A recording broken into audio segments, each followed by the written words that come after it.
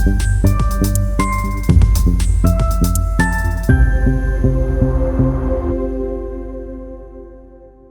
hello.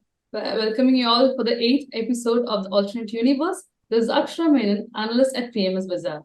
And today's topic that we're going to discuss is wealth and asset management, a comprehensive exploration of opportunities and challenges.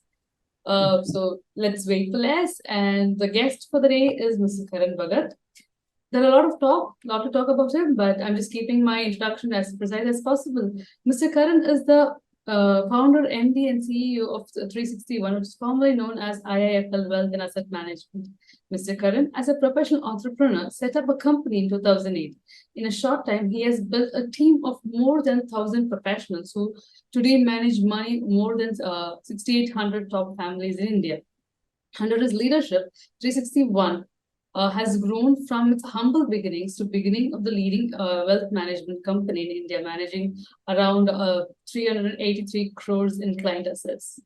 Mr. Karan was featured in Fortune India's 40 under 40 list in 2016 and 2017, and Economic Times under 40 under 40 in 2017. The Wall Street Journal published the 2020-22 CEO Council Roll Call, which features Mr. Karan in the world's most influential decision makers list, a network of chief executives driving the future of business. Mr. Karan has been recognized as Asia's promising business leader by the Economic Times. Moving on to the next person of the day, Mr. Vikaas M Sachdeva, who is not a new face to us. Mr. Vikaas M Sachdeva is an industry stalwart with over 3 decades of experience in asset management business, who is currently managing director of Sundaram Alternates Limited. So moving on to the next person, Mr. Madanagopal Ramu, head equities and fund manager with over 15 years of experience in Indian financial markets. He currently manages the AUM around INR 350 3,500 crores PMS and AIF platforms under Sundaram Alternates. Thank you, sir. So over to you, sir. Thank you, Akshara, and welcome, Karan, to the show. You know, the last time I spoke to you, Karan, I think it was, 18 months ago, 15, 18 months ago on a show like this. And I was just reflecting that a lot of water has flown under the bridge. Last time I spoke to you, you were still a private limited company, and this time you're a public limited company. Okay. And I have to be mindful about that. So some of the questions which the audience has asked, which we are going to ask, assuming it doesn't go well with the code of conduct of public limited companies, please feel free to let me know. But on that note, I should also tell you that one thing which has also not changed is the amount of due diligence we've done on you. Okay, since you're a public limited company, I'll call it due diligence instead of research. And I'd just like to share that with you. I'm just wanting to introduce to the audience the person behind the professional, the person who Karan Bhagat really is. Your entrepreneurial journey started with your own travel agency at the age of 17 in Kolkata. I think this is something which has been fairly well chronicled. Also, the fact which is of particular interest to me is you actually taught young aspirants for CAT examinations at one point of time. I remember that conversation very clearly. But, one of the things you keep describing yourself as is that you're a not very sales-oriented person, and you learn through your experiences. I must tell you, this thought of yours, a lot of people don't agree. To start with, your friends disagree vehemently. They think that you are the life of every gathering, and you love to go out and meet people. In fact, your colleagues to some extent would also disagree. While I was talking to them, several adjectives have come to the fore. Trustworthy, he always has your back, always client first, workaholic, very accessible. But one of the most common words I've heard people describe you is you're extremely humble. Humility is your forte. It's actually what defines you as a person and what you really are. And I think as a professional who's been interacting with you over the years, I can second that. They also talked to me about how you give them enough freedom to operate. You don't micromanage things. You allow views to be shared very, very openly. In fact, they think that it is a refreshingly candid discussion at times they have with you, and they can do that because they don't fear being judged. They don't fear being judged. But equally, when the time arises and there is a situation, you are absolutely capable of being very hands-on, and you will get into the trenches yourself with folded sleeves if the need arises. When you have your own points of view, it is known to them that you probably spent hours of deep research or have got industry insights by talking to a lot of people, and that is how you're coming to a particular point of view. But if you actually get a counter view with data and logic, you're very open to just changing it gracefully and then moving on. As a person, you prefer reading old classics like The Intelligent Investor. But one of the more interesting things people talk about you is you keep yourself current more so by meeting people and talking to them. And that is your way of staying current and enhancing your knowledge continuously. You are one of those people who's never afraid to express ideas in public. In fact, a few audience questions have actually come in asking for your ideas, asking for your vision. And one of the more important things you always believe in is execution is more important than the idea. Idea may be something which can come to few people at the same time, but execution is something you really are, you are really focused on. And by virtue of the fact that you have a lot of confidence in executing an idea, you don't mind talking about it in public. You're usually a very chilled out and lenient person to work with, but what actually gets your goat is when people give up and they don't put in enough effort according to you. Also, a lot of people have told me that you have zero tolerance towards somebody who is not honest or integral and does not have integrity in the overall functioning. You must probably not have realized the moment I saw you, I took off my tie. Okay. You're more comfortable dressing down than dressing up. You like to be more in casuals than suits. That is something which you really like. At a personal level, Karan, you're father to two wonderful twins, Kyra and Khush, who are 14 years old. Kyra is a judo champion and Khush is a chess prodigy, both doing well at national and global levels. Your wife, Shilpa, whom apparently you met when you used to teach at an institute way back in the day, is an influencer, a fitness blogger, a video creator, a motivational speaker, and is very actively involved with NGOs. As a family, when you take holidays, you always prefer beaches over mountains. You're an out-and-out water baby. But again, your colleagues say that even when you're on vacation, you're always accessible to them as well as your clients. One of the things you strongly believe in and you talk about quite often is that luck is one of the main factors in deciding one's success. Close to 80% of it is due to luck and 20% is about the ecosystem, the company you work for, the people you work for, and that actually keeps you grounded in terms of your functioning. Your poison is black coffee. You can have a black coffee at any time of the day, any time of the night. You love sports like tennis, table tennis, squash, cricket, but like a typical Kolkata person, which is where your origins are from, you love food. Okay, and you miss the rolls and the street food from Calcutta quite a bit. Lastly, you give back to the community by supporting and promoting sports like chess tournaments across the country. You also have been a strong supporter of girls' education and have been a catalyst for several of their well-being. It was fascinating talking to a lot of people around you, Karan, and this is what I've been having the pleasure of bringing it across to the audience. So thank you so much for gracing the show. As always, I look forward to your answers on some of the questions because I know you're going to be as candid as you always are. Thanks, Vikaas. For the last 5 minutes, I was nearly feeling like a stock here. Well researched by Sundaram. So thanks a lot. Happy to be here. I'm obviously not going to take a lot of time talking about myself. I'll take 15-20 minutes and give a little bit of a introduction on the last maybe potentially 22, 23 years or maybe 26 years and what it's meant for me. Obviously, a lot of lessons learned along the way, and that's really what we are here to talk about.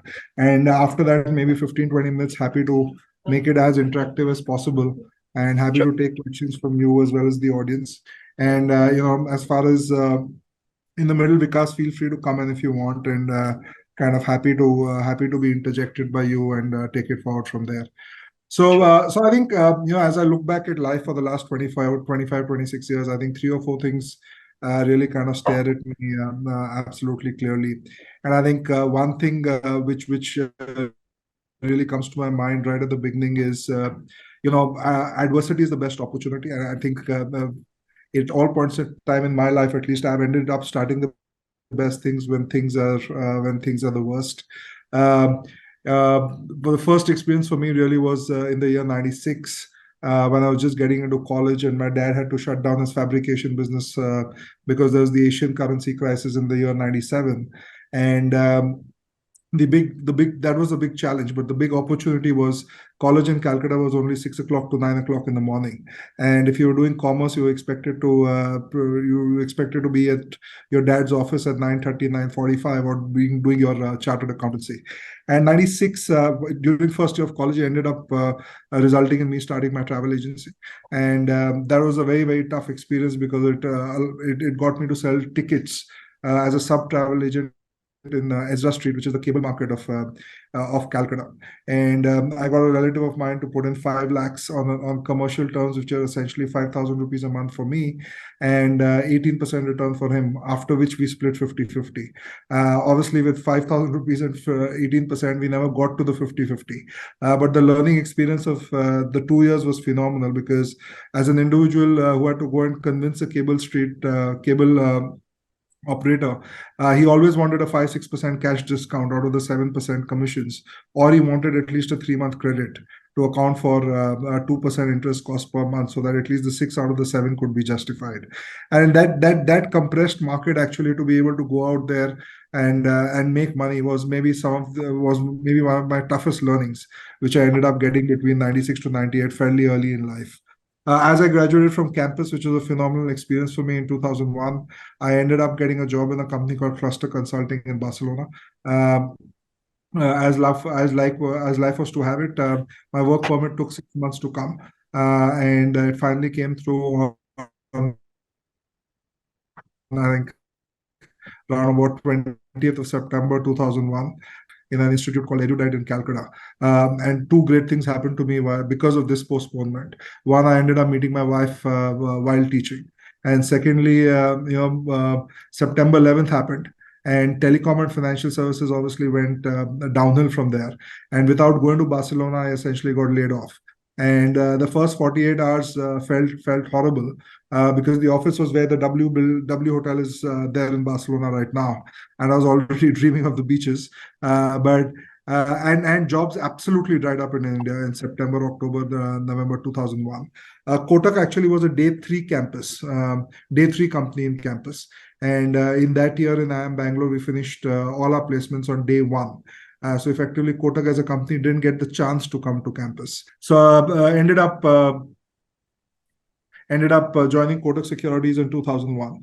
It ended up being a phenomenal opportunity because in Delhi in 2001, Kotak was hardly known.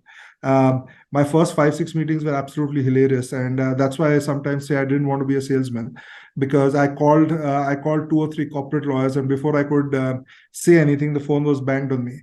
What we ended up doing was very, very interesting. We decided to go out searching for houses in Delhi which look large. And that one weekend changed my life in some ways. In December 01, basically me and 2 management trainees spent the weekend in a car searching for houses. And those days, you used to not have the advantage of a VC circle or a deal curry. So you basically noted down the address of the house and came back and searched for the phone number on the MTNL directory. And one weekend between Friends Colony West, Okhla Phase 1, and GK2, I actually ended up getting the 3 largest clients for me in my life, even after 22, 23 years. All 3 of them continue to be with us. W36 GK2, 5A Friends Colony, S101 Panchil Park. These are some of the addresses which we found on one weekend. But the next 3 months actually continued to amaze me, because out of the 20 meetings I think I did, at least 8 or 10 meetings, the clients thought we are coming from Kodak and not from Kotak, because nobody really knew the brand Kotak in 2001 in Delhi. Obviously, in Bombay it was well known, but in Delhi nobody knew. The remaining 10 were even more hilarious, because they thought we were coming from a security guard company, because it was called Kotak Securities. My size obviously didn't help, and the moment you entered, the security guard was potentially seeing that isn't his job on the line. So I think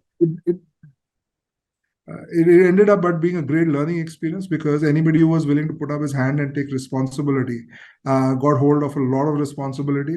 And I think my first responsibility really in Kotak in Jan 02, Feb 02 was to ensure that the office got shifted in time from the 9th floor to the 2nd floor, because we used to have a dealing room.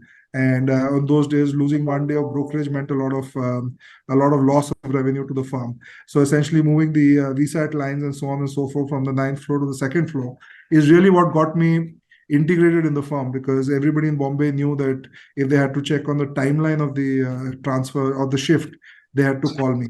And I think that 2001 to 4 in some ways was great.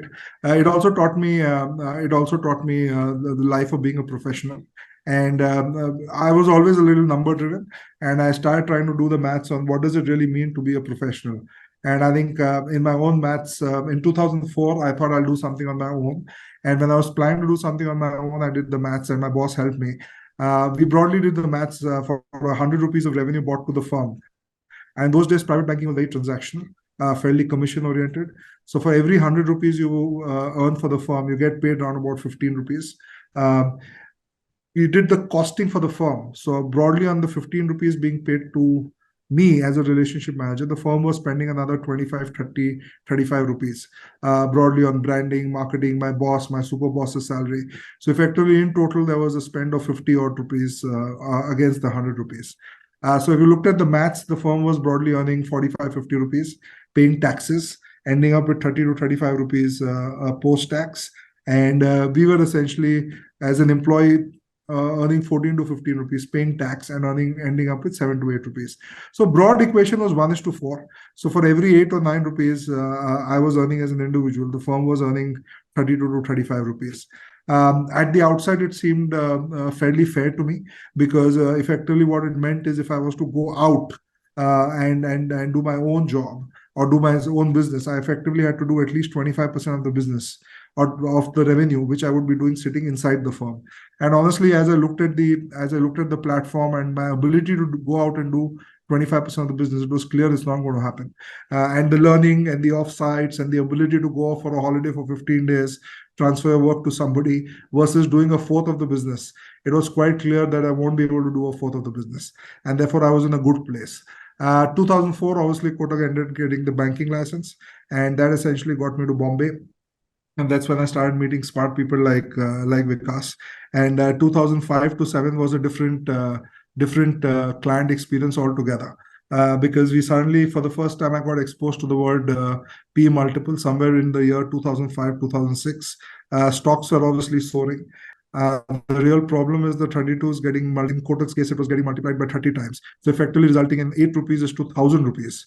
So suddenly the equation of 8 is to 32 or 1 is to 4, which was looking quite attractive, effectively on 8 is to 1,000, suddenly got me fairly unsettled and got me to rekindle back my entrepreneurship journey. Like every time in 2001, 96, I got my timing absolutely wrong. I put in my papers on 3rd Jan 2008, pretty much timed the market to perfection, ended up being the peak of the market, and ended up starting business on 10th or 15th of April of 2008. Couldn't find a better time to start work. But again, we were phenomenally proud and egoistic in 2007, December, January, in the sense that we believed we could go out and do everything. Whatever we would touch would be gold. That changed very quickly in April 2008 for the better, where we all realized, it's a function of many things and many people to, maybe going out and taking offices on rent. We were 100% sure that we wanted to do it in a very modest and step-by-step manner, as opposed to going out and doing it in a gigantic manner. Second, obviously, I think it enabled us to hire people much easier in 2008, 9, 10, as opposed to maybe potentially 5, 6, 7.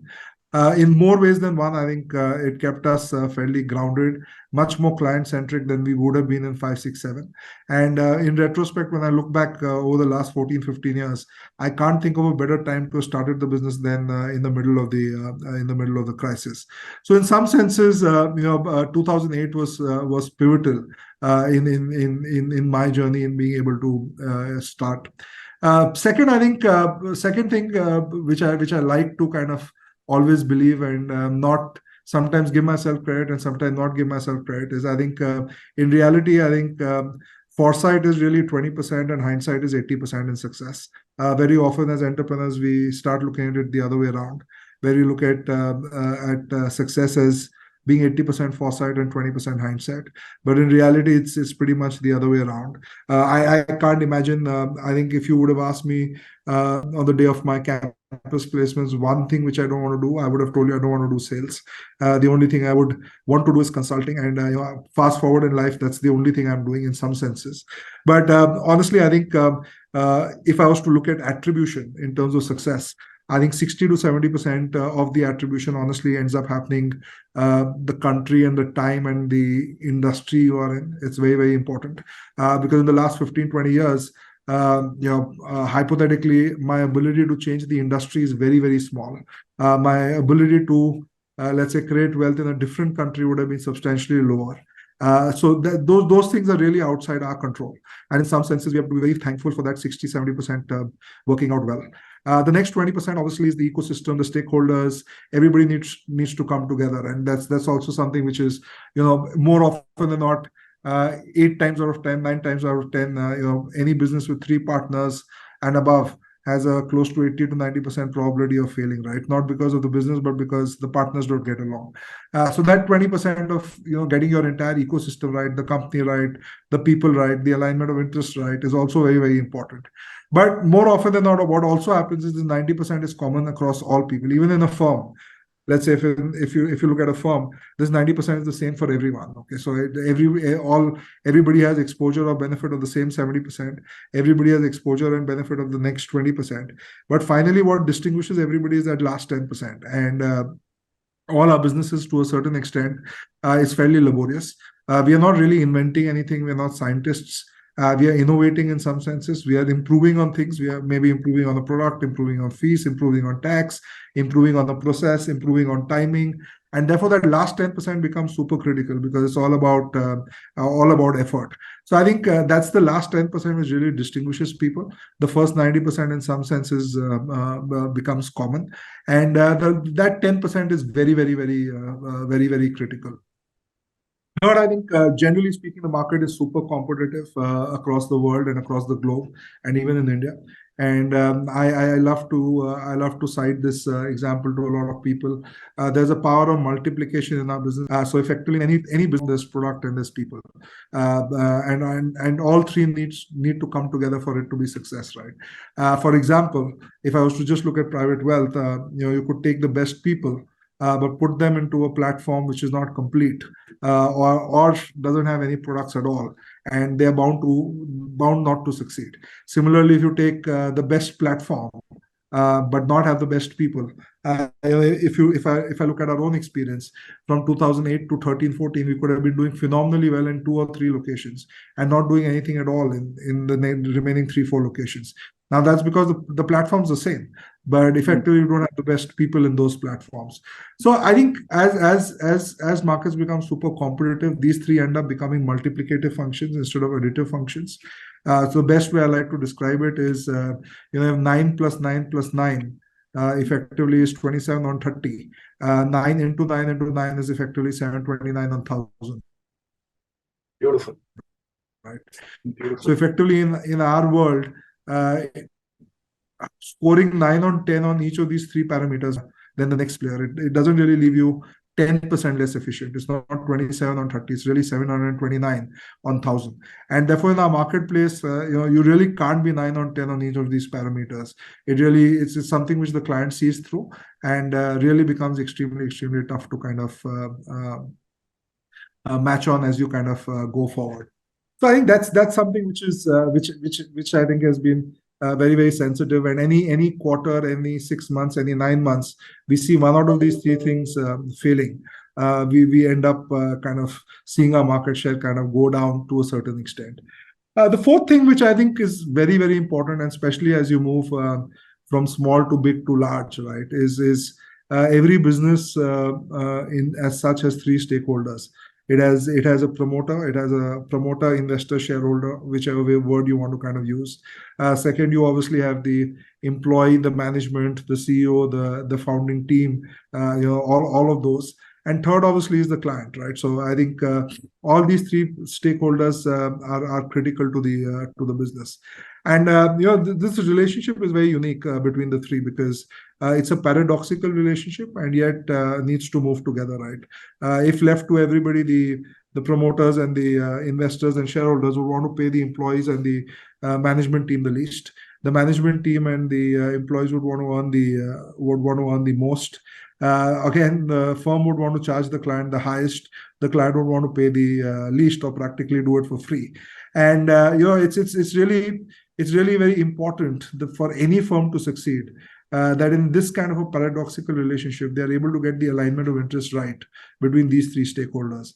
And I think for us, from a culture perspective, this is one of the things which I personally feel we've done well. We've been able to align the interest between these three stakeholders in a very unique way. And in some ways, it's helped us shape our culture. And that's really what is going to lead to long-term sustainable success.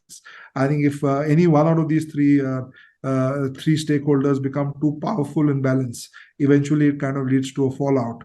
Because if the investors and promoters end up keeping too much for themselves, you'll eventually have the founding team move out, or the other way around. So it's very important, and it's a core part of our business activity, where we need to ensure that these three stakeholders can move together in spite of being in a bit of a paradoxical relationship. The last point I'll kind of want to talk about a bit is really the power of compounding, which obviously all of us are aware about.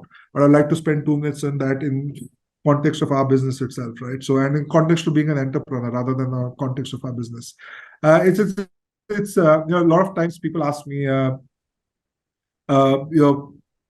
lot of prospective employees also ask me, is most of the journey done, and most of the thrill, enjoyment, and most importantly, wealth creation already done from 2008 to 2022. And honestly, as an entrepreneur, when I look at it, it's extremely different, right? So if I just look at the journey and break it up into 3 parts, and unfortunately, I'll have to use numbers here and market cap here, because there's no other better way for me to explain it. But if we started our business in 2008 as 6 individuals, between 2008 to 16, and I'm going to use 16 because that's when General Atlantic invested in the business. Our business, let's say, grew from 25 crores of equity in 2008 to, let's say, they valued the business at 4,000 crores. So the IRR between 2008 to 16 may be the highest, right? It may be, let's say, whatever, 40, 45, 50%. But on the flip side, the risk obviously we took was the largest. Between 9 to 13, at least there were 3 to 4 instances when we felt we may not end up doing the same thing after 3 to 4 years. Second, the probability of success is the lowest. At least 100 firms like us would have started, only 1 or 2 would have made it there. And third, I think just the certainty of achievement is the lowest, right? But having said that, the IRR is the highest, but the absolute return you make is actually the lowest. The risk is the highest, the probability is the lowest, and the absolute return is the lowest. Now, just from a market cap perspective, I was to just look at the entire team together, and let's say the entire team owns 10% or 15% equity. In that sense, the 25 to 4,000 crore journey represents whatever 400, 500 crores of wealth creation. 2016 to 22, I'm just going to call it as phase 2 of our journey, is, let's say, when GA came in at 4,000 crores, and let's say when they exited at let's say whatever 15, 16,000 crores. Now, obviously, from the IRR perspective, the 4 to 16,000 crores is substantially lower from the 25 to the 4,000 crore story. It's a 14, 15, 16, it's a 18, 19, 20% IRR. But the probability of this IRR is substantially higher. The certainty is maybe 100 times more, and the probability of getting there is 10 times higher. And the risk we are taking as individuals is also substantially lower. But on the flip side, in absolute terms, the wealth created is substantially higher. It's the IRR may be half, but the wealth creation is practically 4 times of what you did in the first 8 years. Obviously, from here, we believe over the next 5-10 years, if you can we believe there's a big opportunity to grow double from here. Now, it doesn't really, in that sense, bother us or kill us, whether it's 4 years, 5 years, 6 years. Those are things which we know only in retrospect.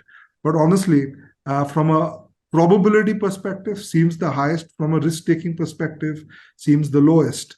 and from an enjoyment perspective seems the highest. So in some senses, as you dig in your heels and get in there, I think an entrepreneur's journey becomes more and more interesting towards the second half as opposed to the first half. There's a great rush in the first half. There's huge amount of excitement, but in the second half, there's a huge amount of recognition and ability to build scale, and potentially also kind of leverage on a large amount of good work done over the last 12 to 15 years. So in some ways for us, as a team, we strongly believe in hanging in there and ensuring that we are able to kind of take best advantage of what we built out over the last 14 to 15 years. I think these are some of the four or five things we really, which really kind of stand out for me over the last 14, 15 years. Additionally, obviously, generally speaking, I hate change. So not that if there is change, I'm ready to handle it, but I hate change as such. We love to see as little attrition of employees as possible, as little attrition of clients as possible, as little attrition of change in everything, right? But at the same point of time, I think we always believe that some things, if they happen for the good.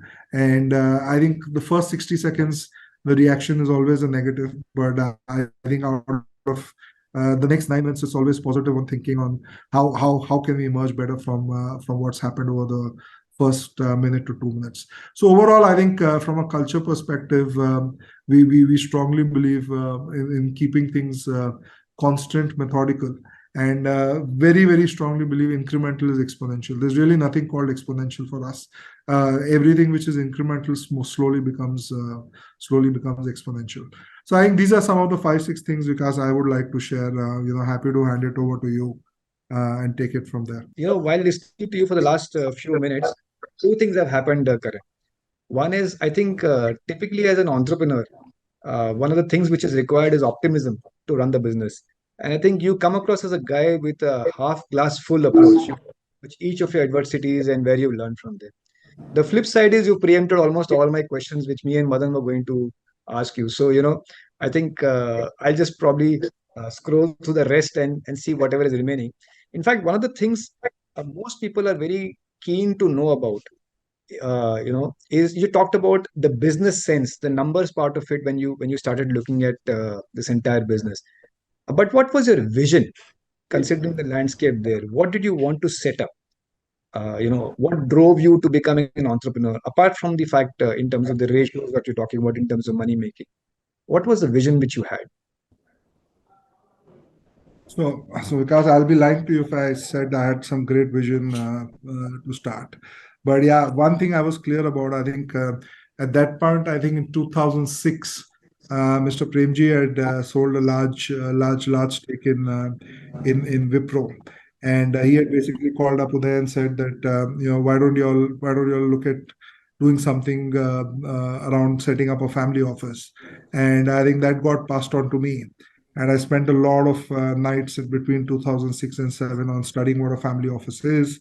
And that's really when Bank of America Merrill Lynch in 2007, 8, 9 in the US was making the entire transition from being a broker dealer to an advisor.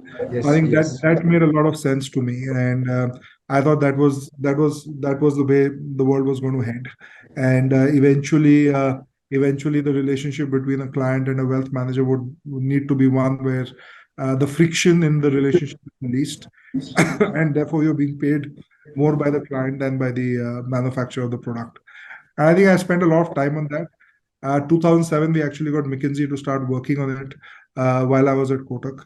But 2007 were heady days, and trying to move clients to from a product distribution model to fees never really happened. And in some senses, in 2008, I thought the larger firms would never do it, and I thought that was the right business model. So in some ways, I believe there was a large opportunity in 2008-9 to be able to go out and tell the clients that the only fee I'm going to earn is the fee from you. Obviously, there were no direct plans and stuff like that in 2009. So we had to set up a kind of a shadow P&L with the client. But in some senses, I think that was for me a big opportunity. And that was in some senses my calling. Obviously, it took a long time, nearly 10 years for for things like direct plan, RI regulations, and so on and so forth in India to come in. But honestly, I think in the US, the transition started from 2009. And in some ways, that was an inspiration for me to kind of look at things. Super. Madan, over to you. Thanks, Vikash. Hi, Karan. Really wonderful to listen to your the journey, and very inspirational as well. I've always seen the IIFL as an institution which has come out with a lot of innovation when it comes to product as well as when it comes to the execution also in terms of distribution. How do you really manage to build this innovation-driven organization, which you also highlighted, right? That last 10% is very important. And how do you manage to continuously drive this innovation as a process? It's an incremental innovation, but it's a very important part of the work that we are doing. So what are the two, three things that you manage to do it rightly all the time? Yeah, so I think it's a great point, Madan. I think to be honest, I think innovation is a culture. It's not really it's not really an idea. It's a culture, and innovation, very importantly, is a group of 8 or 10 people sitting together and thinking together. It's not really a product, right? It's not a science. And I think when we started out our business, in 2008, we were really struggling with two things in a big way, right? One was the market, and second was obviously the client sentiment of not doing anything risky at all. So I think I'll take those two examples to give examples of innovation, because innovation can be small changes.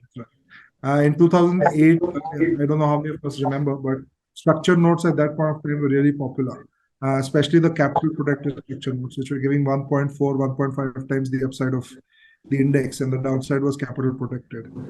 In those structured notes, obviously, there was an upfront distribution commission of 1.5%, 2% to the distributor. The note was quite simple. 73, 74 rupees was going into the bond, which was accumulating to 100 rupees after 3.5 years. The remaining 25, 26 rupees was going to buy a call option on the index, which was broadly costing 20 rupees. And therefore, the 26 rupees was giving you a 1.3 times upside on the market. It was quite simple. The trade was quite simple. The small innovation we did, because we had to attack the market, is we moved away and we told the manufacturer of the product that we won't take the 1.5%, 2% upfront. We will charge the client 0.5% a year. What that did is it increased the inbuilt commission from 26 or the inbuilt amount of money left to invest in the option from 26 rupees to 28, 29 rupees. And suddenly we were able to take the participation from 1.3, 1.4 to 1.5, 1.6. Now we were able to obviously attract a huge number of clients, and we ended up doing the highest ever structured note trade in 2008 as a new firm with around about 11, 12 people. Now, not something which can't be copied. It can be copied. Okay, so the next product had that innovation, but you get a head start, and that's something which is very, very critical. A small other example, which is even more simple, LIC launched Bima Nivesh in those years. And at that point of time, nobody wanted to touch anything but doing absolutely 100% safe bonds. And I don't know if you remember, but it was a 2,500 crore issue. It was giving a return of, if I remember correctly, I think 6.95%.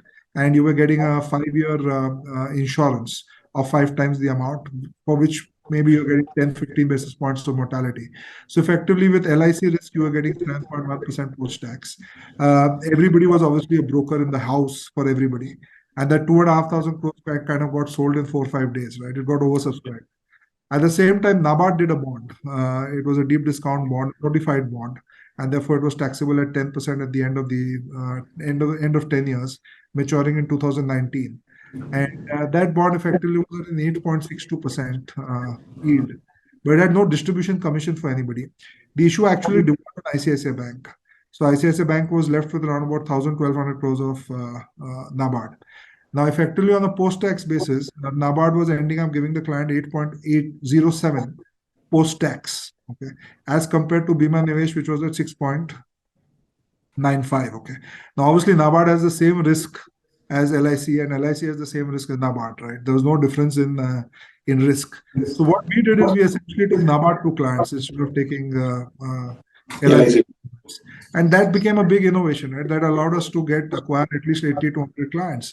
And as life was to have LIC actually, out of that Bima Nivesh money, actually put 500 crores into NABARD. So they took it at 6.95 and effectively ended up investing at 8.62. But all I'm saying is innovations can be as small as this. It really doesn't need to be something phenomenal. But we have to sit into it and think through it. And at some point, it becomes a culture. And then you keep optimizing the smallest thing you want to do. Really get it. I think the team approach as well as looking at I think you put the risk reward of two products in a very, very simple manner, and that reached out to the investors in a very nice way. I think that really worked.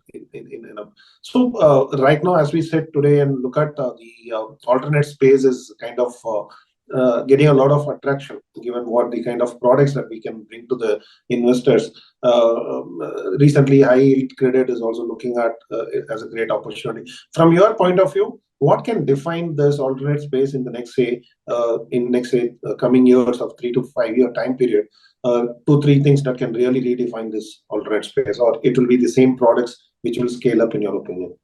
No, so I think globally alternates really 4 large categories, for the lack of a better word. I think private equity continues to be a fairly large category. Credit is very, very large. Third, obviously, you've got yield assets, which will include all the REITs, InvITs, all the renewable platforms, and so on and so forth. And fourth, to a certain extent, very, very, very, very early in India, but you'll have quant, long, short, hedge funds, and so on and so forth. These 4 are going to be a large categories. I think credit in India was largely non-existent till 31st March this year, because obviously we had a preferred tax treatment for mutual funds. So it just didn't make sense to do a 13-14% structured credit trade, where post-tax you were left with 7.5%, 8%, and on a 10-year GSEC you were left with 7% post-tax. So the risk reward just didn't justify going out and buying a structured credit fund as opposed to going and buying a sovereign, quasi-sovereign paper.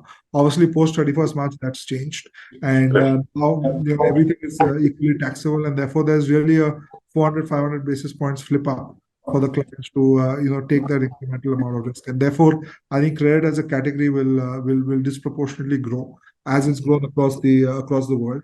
Obviously, there'll be different spaces for the credit. You'll have some in AA plus, A minus, A plus at the 9, 10, 11% range. You'll have the structured credit or 13, 14, 15. You'll have the special situation. There will be a space for everything. But I think credit will have early stage, mid stage ideas. Obviously, as a firm, you have to take a decision whether you want to be the operator of the asset or you want to be a financial investor. We more often than not are financial investors and not operators of the asset. And thirdly, then you'll have all the yield assets, which will range from commercial assets, REITs, InvITs. It could be road assets, it could be real estate assets, it could be transmission assets, it could be energy assets. On the long short, obviously, continues to be a big tax arbitrage where listed equity is taxed substantially more favorably, and therefore I think long short as a category is kind of right now handicapped by tax. So I think outside that, I think the top first 3 categories which I spoke about are here and now in India. You actually mentioned about the structured products in the last cycle, right? When you actually gave an example of how you a bond plus a warrant sort of a structure. I remember those days, a lot more such products used to come, but now we don't think that kind of a depth is there in the market. But do you think market is again warming up to this, Karan? No, I think. See, the structures were quite simple, but it largely kind of drew upon from a lot of the MNC banks looking at this as a liability raising exercise, and I think that's not really there, because most of the banks, including Citi, Barclays, and so on and so forth, have kind of wound down the balance sheets from that perspective in India. They're not really being a retail side liability balance sheet. So in terms of issuers, essentially the people who want to build a retail liability side balance sheet, and that universe is fairly small now, and therefore you're not seeing those many issuances. With the alternate platform becoming bigger, you think the directly you can take it to the investors, that opportunity now comes in with this for this kind of a structured products? So No, so I think alternates as a category is going to become fairly large. I think even if you look at India and you look at globally, I think alternates end up being close to 25 to 35% of the AUM, but typically 60 to 65% of the revenue pool. Mutual funds end up being close to around about 35-40% of the AUM and potentially 25-30% of the revenue pool. ETFs obviously end up being 50%, 40% of the AUM, but 5 to 10% of the revenue pool. So I was saying even in India, the mutual fund pool approximately 42, 43 lakh crores and revenue pool of around about 32,000 crores. And the alternates pieces moved to around about give or take 7.5 lakh crores of commitment and 4.5, 5 lakh crores of drawn down amounts, which puts the revenue pool close to already close to around about 7.5, 8,000 crores. So in a short span of time over the last 5 to 6 years, we've already seen the revenue pool for AIFs becoming fairly large. It's nearly 25-30% of the overall revenue pool. So I think as time goes by, India will follow a more or less the same trajectory which has been seen in most of the markets. So the next 10 years, I think there's a lot of scope for alternates to grow both in terms of AUM as well as in terms of revenue pool. Thank you, Karan. Really loved interacting with you. Over to you, Vikas. Okay, I think there are a lot of audience questions now coming in, and I also have a lot of questions at my end. But in the interest of time, I'm straight away going to jump into audience questions, Karan, if that's okay with you. Perfectly And fine. Perfectly. yeah, so I think I'll start off with a question. In fact, Vicky Talaja wanted to know your views on the wealth management business in India, which I think you've given a fair idea. But I also want to talk to you about the vantage point from where you sit, the wealth management business and the asset management business both. Uh, how do you think these complement with each other? If you could just give us a quick perspective. No, so I think from a industry perspective, I think both the businesses have some tailwinds and some headwinds in some senses, right? Because the tailwinds in the business obviously is the size of the market is phenomenally large. I think it's a business which benefits from three things automatically. I think there's a natural mark-to-market benefit of 7 to 8% every year. The second benefit of 7 to 8% is just broadly the growth in financial assets. And I think there's a disproportionate growth, especially in India, just given the GDP growth rate, we'll see financial assets broadly grow at anywhere from 1.3 to 1.5 times the growth of the GDP, because generally speaking, the conversion of real assets to financial assets also substantially higher. And third, obviously, you've got the entire geographical width, right? So general awareness and growth across the country is substantially higher. On the asset management side, obviously, operating leverage for most people will kick in. But overall, I think headwinds will continue to be also there. I think generally speaking, talent is a challenge. General expectation of getting the cost to income right for most platforms is a bit of a challenge. And thirdly, I think sometimes all of us go ahead of ourselves, and we end up doing things very, very quickly and in a hurry, and that kind of sometimes puts us back a bit. But overall, I think it's going to be a market where over the next 10-15 years, the winners will be the ones who don't end up making too many mistakes, because the market's going to continue to grow. So we'll have to be a little patient. I think it's not going to be a one-way street, and there will be constant adjustment as we go along. But overall, I think over a space of 10 to 15 years, I think 12 to 15% broad growth in profits and a 15 to 20% growth in revenues is something which all businesses on the wealth and asset management side should be able to easily guide towards. So, Karan, I'm going to end with three questions, quick fire questions here. Okay. Amar Company asks you, what are your views on the current valuation of fintech firms, both private and listed? Is it headed the way of edtech, or is there still some runway left? No, so honestly, I think fintech is got some way to go. Honestly, the only two monetizable models in fintech have been brokerage and lending. I think lending, obviously, I would love to see a full-fledged cycle. We've not seen a full cycle yet. Brokerage, I think there's no doubt it's kind of come a long way. Whether it's Angel, whether it's Zerodha, whether it's Grow, I think all three have shown that there is a definite monetizable model there. In terms of financial advisory and mutual fund distribution, I think there's still some way to go. I'm not sure of the final business model there. I think ease of execution is definitely a value addition. Better analytics, better choice, better product selection, better financial planning, all of that is there. How can we convert it to a monetizable model is something which we'll have to wait and see. Wonderful. This is a very interesting question from Suraj Singhal, and I think it epitomizes a lot of questions which come in at this point of time. Right. It talks about the fact that a lot of people, he's talked about the mutual fund category. So I'll just take that category. That there's a lot of impetus to get people in to a mutual fund. But what are the red flags one has to look at to exit that category or exit a particular mutual fund strategy? What would be your views on that?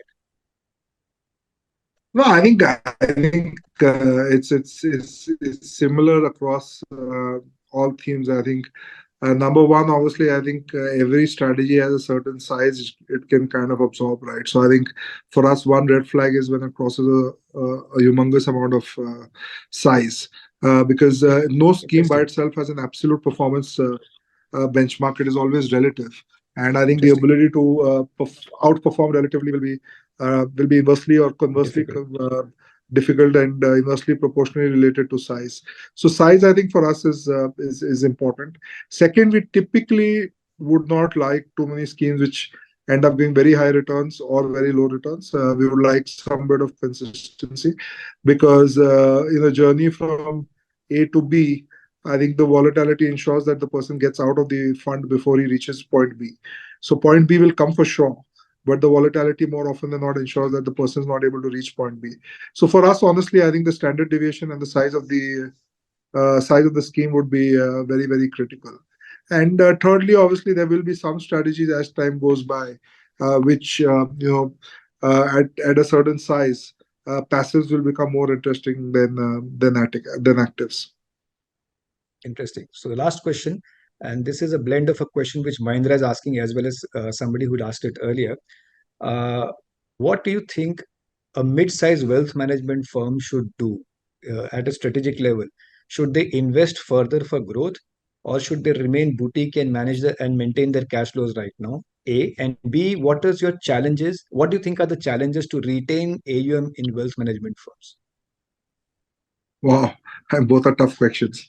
No, I think mid-sized wealth management firms, it's a real tough one. I think both wealth and asset management, by definition, honestly, at the heart of it are cash flow businesses. They're not valuation businesses. Okay? So I think for it to get value, you really need to optimize at scale and standardize at scale. Okay, I think, and that will not happen till you get a lot of scale. And I think that number of scale is always changing. I think globally, it's fair to say any business less than $10 billion will not be able to optimize and scale. I think India, that number may be potentially 4 to 5 billion. I think any business south of that, I think I love the business. It's a great relationship business to perpetuity, but I would focus more on building healthy, robust cash flows rather than try and worry about the value of the business. In terms of the AUM, I think pretty much the same thing, honestly.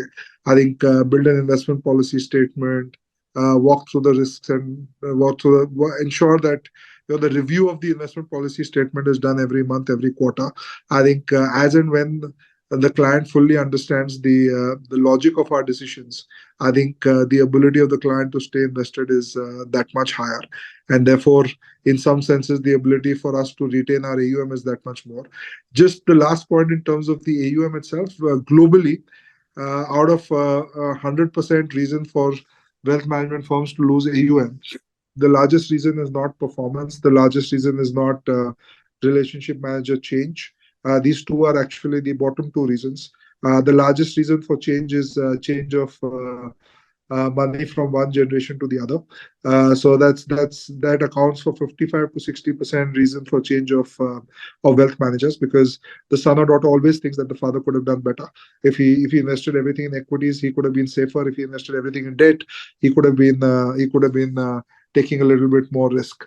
20% is service, and last 20% is actually subdivided between change of relationship manager and performance.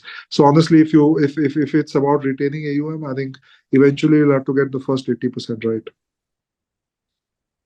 So, Karan, I think if you're okay with it, I think the Mr. Mahindra who asked this question asked the best question. There's a prize for the best question. Is it okay if we given the prize for the best question? Absolutely. Congratulations, Mr. Mahindra. We'll be in touch with you. Karan, it's been an absolute pleasure to have you here. I mean, I was just looking at the time. It's been an hour. It just flew past. A lot of insights, a lot of pearls of wisdom for a lot of people around here. Thank you so much for your time, for being here, and it was really nice hosting you. Thank you, Karan. Thank you. And apologies for a little bit touchy connection. Thank you. See you. Yeah, Bye-bye. thank you all. Thank you, everybody. Thank And you. thank you all. Thank you for the insightful session.